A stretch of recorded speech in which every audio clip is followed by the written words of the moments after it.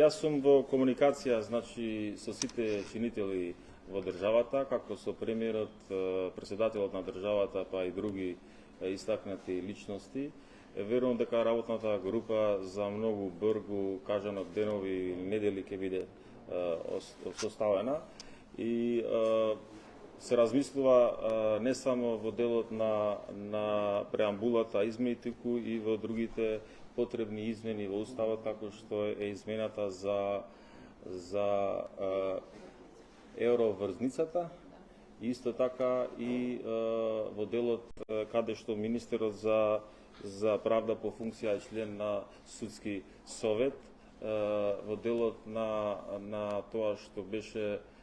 проблематично во пандемија, кога беше распуштен собранието и не можеме ние собранието да се повикува да овој вакуум, исто така вакуумот